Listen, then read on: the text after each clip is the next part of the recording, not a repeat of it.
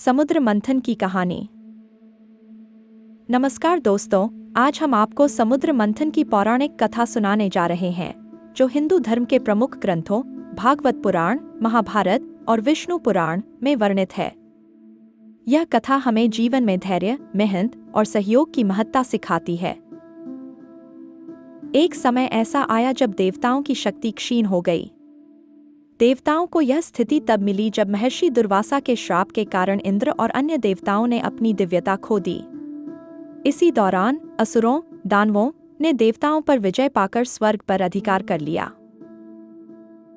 देवताओं ने इस समस्या के समाधान के लिए भगवान विष्णु की शरण ली। भगवान विष्णु ने उन्हें अमरत्व का अमृत प्राप्त करने का उपाय बताया, जो कि समुद्र मंथन से ही मिल सकता था। लेकिन समुद्र मंथन इतना कठिन कार्य था कि इसके लिए असुरों का सहयोग लेना आवश्यक हो गया। मंदराचल पर्वत को मथानी, चक्की बनाया गया। वासुकी नाग को रस्सी बनाया गया। भगवान विष्णु ने अपने कूर्म अवतार कछुए का रूप में समुद्र के बीच में मंदराचल पर्वत को अपने पीठ पर संभाला ताकि वह डूब न जाए। देवता और असुर दोनों ने समुद्र मंथन शुरू किया। एक तरफ देवता और दूसरी तरफ असुर वासुकी नाग को खींचते हुए मंथन करने लगे। समुद्र मंथन के दौरान कई दिव्य वस्तुएं और शक्तियां प्रकट हुईं। हलाहल विष। सबसे पहले समुद्र से हलाहल नामक भयंकर विष निकला, जिसने तीनों लोकों को संकट में डाल दिया। इसे बचाने के लिए भगवान शिव ने इस विष को अपने कंठ में धारण किया। विष के प्रभाव से उनका कंठ नीला पड़ गया और वे नीलकंठ कहलाए। कामधेनु। यह दिव्य गाय थी जो मनचाही चीजें देती है। 3 उच्चैश्रवा घोड़ा, 7 मुख वाला अद्भुत घोड़ा। ऐरावत हाथी। सफेद रंग का दिव्य हाथी जिसे इंद्र ने अपनाया। 5 पारिजात वृक्ष। एक दिव्य वृक्ष जो स्वर्ग में लगाया गया। रंभा और अप्सराएं। स्वर्ग की सुंदर अप्सराएं प्रकट हुईं।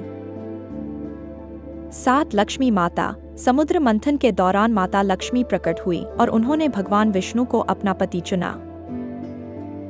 8 कौस्तुभ मणि।